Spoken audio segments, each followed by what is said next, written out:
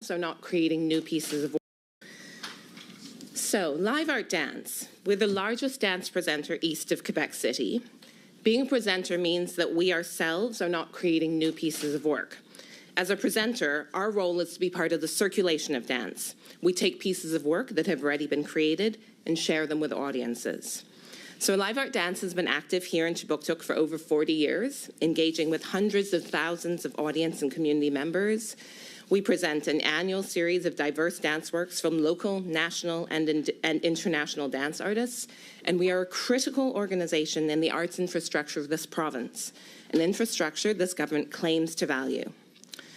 Prior to the tabling of the so-called Defending Nova Scotia budget, live art dance was on the verge of growth with the upcoming launch of an annual festival. Our pilot session was to be in May of this year, with the inaugural festival launching in May of 2027. This festival would have been a huge step forward for dance and for the arts in this province. It would have raised the profile of dance of Nova Scotia on the national and international scene and contributed to both the export and import of art into and out of the province, increasing what is already hugely strong economic activity in Nova Scotia. I'm sure by now you know the impact that arts and culture have on the economy. But with the proposed cuts that are on the table and are tied to Bill 198, the dreams of Live Art Dances Festival are going up in smoke. Overnight and without warning, our vital organization has gone from dreaming of growing dance in this province and in the city to struggling how to figure out how to make it through the next few months. So that's my live art dance hat. In addition to being Live Art Dance's artistic director, I'm also an independent dance and theatre artist, which means I'm employed by various other arts organizations, such as Rooted Dance Projects, Zupa Theatre, and Neptune Theatre.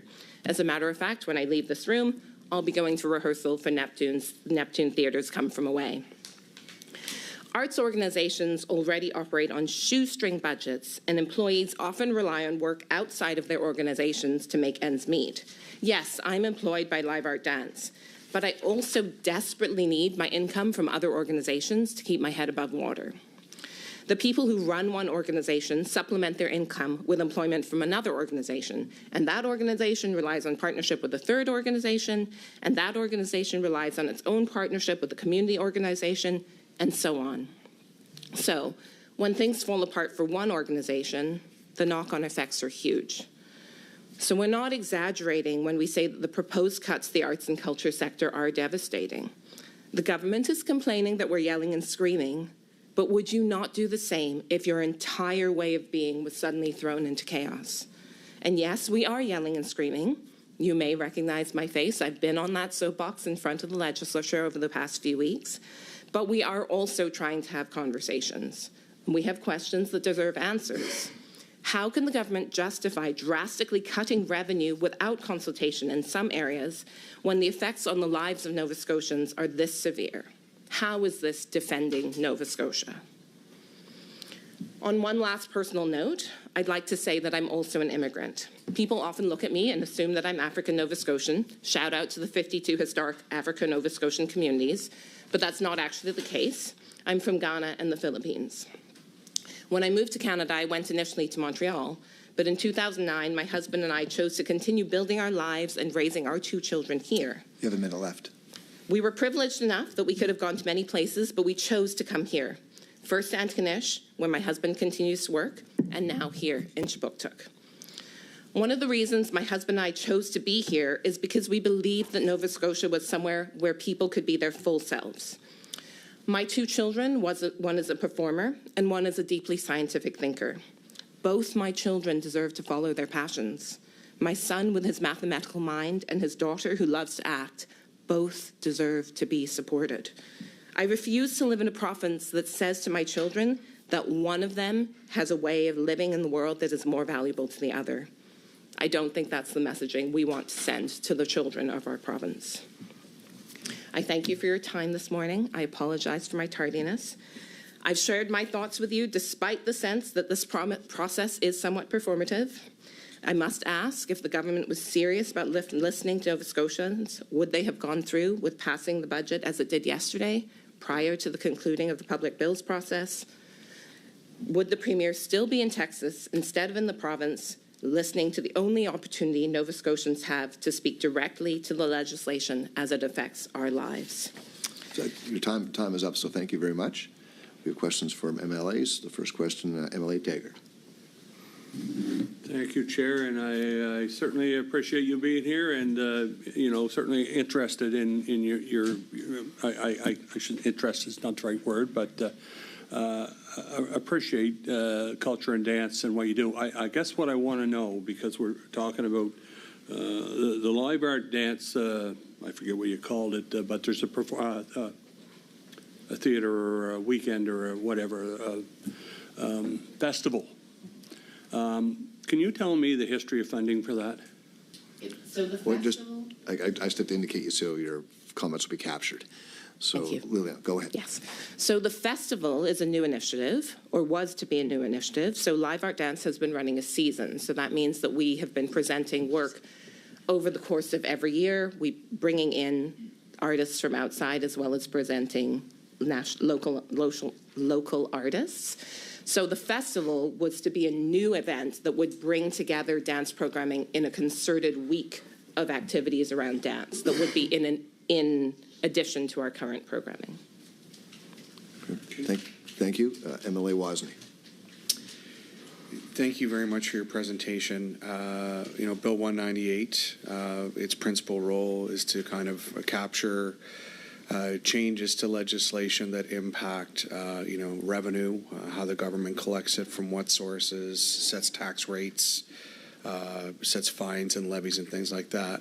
But philosophically, it shifts the burden of revenue away from big corporate entities and further onto the shoulders of struggling Nova Scotians.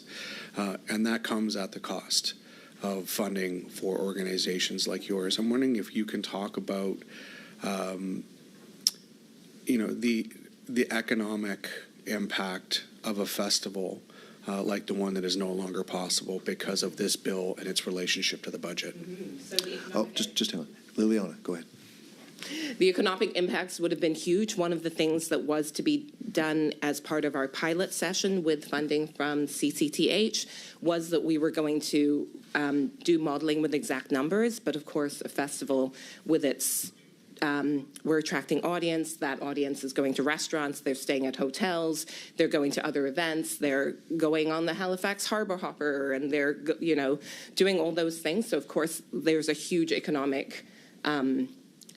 level of economic activity that is being generated through the festival, and we would have started small and then grown so that we would be an annual festival that eventually 10 years in the future would have been 2 full weeks of full dance programming in the province. Emma LaChance.